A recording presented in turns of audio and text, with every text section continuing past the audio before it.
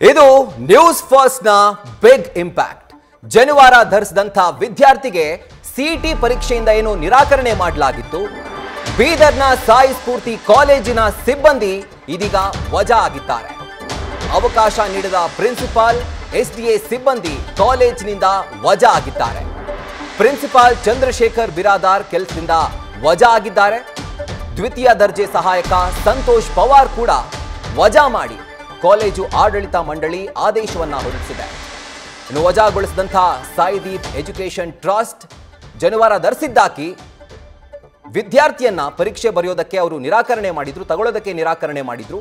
ಹೀಗಾಗಿ ದೊಡ್ಡ ಮಟ್ಟದ ಕಿಚ್ಚು ರಾಜ್ಯಾದ್ಯಂತ ಹಬ್ಬಿತ್ತು. ಹಾಗೂ ಇದರ ಬೆನ್ನಲ್ಲೇ ನಿರಂತರವಾಗಿ ನ್ಯೂಸ್ ಫಸ್ಟ್ ಇದರ ಕುರಿತಾಗಿ ವರದಿಯನ್ನ ಪ್ರಸಾರ ಮಾಡಿತ್ತು. ಹಾಗೂ ನ್ಯೂಸ್ ಫಸ್ಟ್ ನ ಇಂಪ್ಯಾಕ್ಟ್ ಈಗ ನೀವು ನೋಡ್ತಾ ಇದ್ದೀರಿ. ಯಾವ ವಿದ್ಯಾರ್ಥಿಗೆ ಪರೀಕ್ಷೆ ಕೂರೋದಕ್ಕೆ ನಿರಾಕರಣೆ ಮಾಡಲಾಗಿತ್ತೋ ಆ ವಿದ್ಯಾರ್ಥಿಯ ಪರವಾಗಿ ನ್ಯೂಸ್ ಫಸ್ಟ್ ನಿಂತ್ಕೊಂಡಿತ್ತು. ಹಾಗೂ ನಿರಂತರವಾಗಿ ಇದರ ಕುರಿತಾಗಿ ಒಂದು ಸತತವಾದಂತಹ ವರದಿಯನ್ನ ಪ್ರಸಾರ ಮಾಡಿತ್ತು. ಹಾಗೂ ಆ ವರದಿಯ ಇಂಪ್ಯಾಕ್ಟ್ ಆಗಿದೆ. ನ್ಯೂಸ್ ಫಸ್ಟ್ ನ ಇಂಪ್ಯಾಕ್ಟ್ ನಿಂದಾಗಿ ಯಾವ ಕಾಲೇಜು ಆಡಳಿತ ಮಂಡಳಿಯ ಪ್ರಿನ್ಸಿಪಾಲ್ ಜೊತೆಗೆ FTA ಏನು ತಡೆದಿದ್ರು ವಿದ್ಯಾರ್ಥಿಯನ್ನ, ಅವರಿಬ್ಬರನ್ನು ಕೂಡ ಇದೀಗ ಕಾಲೇಜು ಆಡಳಿತ ಮಂಡಳಿ ವಜಾ ಮಾಡಿದೆ. ಡೀಟೇಲ್ಸ್ ಅನ್ನ ಕೊಡ್ತಾರೆ ನಮ್ಮ ಪ್ರತಿನಿಧಿ ಪ್ರಗತಿ ಶೆಟ್ಟಿ. ಅಂತೂ ಇಂತೂ ನಾವು ಪಟ್ಟಂತಹ ಒಂದು ಶ್ರಮ ಏನಿತ್ತು, ವಿದ್ಯಾರ್ಥಿಗೆ ನ್ಯಾಯ ಸಿಗಬೇಕು ಅನ್ನಂತ ಒಂದು ನಿಟ್ಟಿನಲ್ಲಿ ನ್ಯೂಸ್ ಫಸ್ಟ್ ನಿರಂತರವಾಗಿ ಒಂದು ವರದಿಯನ್ನ ಪ್ರಸಾರ ಮಾಡಿತ್ತು. ಹಾಗೂ ಅದರ ಇಂಪ್ಯಾಕ್ಟ್ ಆಗಿ ಇವತ್ತು ಇಬ್ರು ಸಸ್ಪೆಂಡ್ ಆಗಿದ್ದಾರೆ, ಡಿಸ್ಮಿಸ್ ಆಗಿದ್ದಾರೆ. ಏನ್ ಡೀಟೇಲ್ಸ್ ಲಭ್ಯವಾಗ್ತಾ ಇದೆ?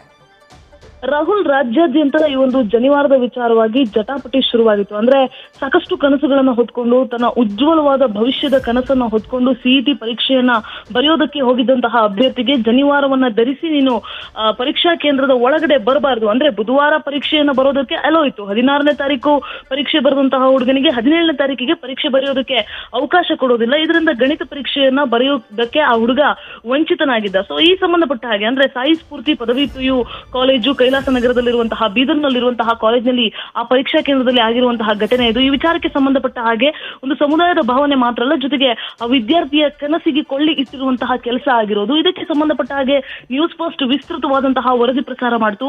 ಯಾವಾಗ ಆ ವಿದ್ಯಾರ್ಥಿಗೆ ಸಮಸ್ಯೆ ಆಗ್ತಿದೆ ಅಂತ ಗೊತ್ತಾಯ್ತು, ಆ ಕ್ಷಣದಿಂದ ಉನ್ನತ ಶಿಕ್ಷಣ ಸಚಿವರನ್ನ ಸಂಪರ್ಕ ಮಾಡುವಂತಹ ಪ್ರಯತ್ನ ಮಾಡಿತು. ಅದಾದ್ಮೇಲೆ ಕರ್ನಾಟಕ ಪರೀಕ್ಷಾ ಪ್ರಾಧಿಕಾರದ ಕಾರ್ಯನಿರ್ವಾಹಕ ನಿರ್ದೇಶಕರಾಗಿರುವಂತಹ ಪ್ರಸನ್ನ ಅವರನ್ನ ಸಂಪರ್ಕ ಮಾಡಿ ಇದಕ್ಕೆ ಸಂಬಂಧಪಟ್ಟ ಹಾಗೆ ವಿಸ್ತೃತವಾದಂತಹ ವರದಿಯನ್ನ, ವಿಸ್ತೃತವಾದಂತಹ ಮಾಹಿತಿಯನ್ನು ಕೂಡ ನ್ಯೂಸ್ ಫಸ್ಟ್ ಪ್ರಸಾರ ಮಾಡ್ತು. ಅದಾದ ಬೆನ್ನಲ್ಲೇ ಸರ್ಕಾರ ಮತ್ತು ಉನ್ನತ ಶಿಕ್ಷಣ ಇಲಾಖೆ ಎರಡೂ ಕೂಡ ಹೇಳಿರುವಂತದ್ದು ಏನಪ್ಪಾ ಅಂತ ಹೇಳಿದ್ರೆ, ಆ ಹುಡುಗನಿಗೆ ಏನ್ ಅನ್ಯಾಯ ಆಗಿದೆ ಅದಕ್ಕೆ ನ್ಯಾಯ ಕೊಡಿಸ್ತೀವಿ ಅನ್ನುವಂತಹ ನಿಟ್ಟಿನಲ್ಲಿ ಮಾತಾಡಿದ್ರು. ಅದೆಲ್ಲ ಬೆಳವಣಿಗೆ ಆದ ಮೇಲೂ ಕೂಡ ನ್ಯೂಸ್ ಫಸ್ಟ್ ಈ ವಿಚಾರವನ್ನ ಸುದ್ದಿ ಮಾಡಿ ಕೈ ಬಿಡ್ಲಿಲ್ಲ. ವಿದ್ಯಾರ್ಥಿಯ ಪರವಾಗಿ, ವಿದ್ಯಾರ್ಥಿಯ ಧ್ವನಿಯಾಗಿ ಕೆಲಸ ಮಾಡಿತು. ಅದಾದ ಬೆನ್ನಲ್ಲೇ ಈಗ ಸಂಬಂಧಪಟ್ಟಂತಹ ಆ ಒಂದು ಸಾಯಿ ಸ್ಫೂರ್ತಿ ಪದವಿ PU ಕಾಲೇಜ್ ಏನಿದೆ, ಆ ಒಂದು ಕಾಲೇಜಿನಲ್ಲಿ ಪ್ರಾಂಶುಪಾಲರಾಗಿದ್ದಂತಹ ಪ್ರಾಂಶುಪಾಲರನ್ನ ಜೊತೆಗೆ ಅಲ್ಲಿ ಯಾವ ಪರೀಕ್ಷಾ ಕೇಂದ್ರದ ಸಿಬ್ಬಂದಿ ಒಳಗಡೆ ಹೋಗೋದಕ್ಕೆ ಅವಕಾಶವನ್ನ ಕೊಡ್ಲಿಲ್ಲ, ಹುಡುಗನಿಗೆ ಯಾರು ಎಲೋ ಮಾಡ್ಲಿಲ್ಲ, ಅಂತಹ ಇಬ್ಬರನ್ನು ಕೂಡ ಈಗ ಅಮಾನತು ಮಾಡಿರುವಂತದ್ದು.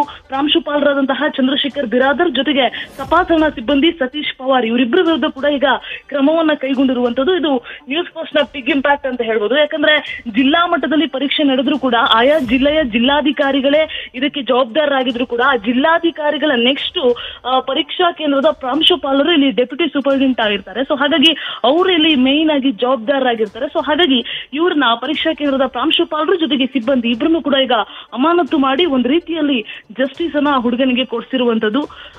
Rahul, right Pragati, thank you ಡೀಟೇಲ್ಸ್ಗೆ.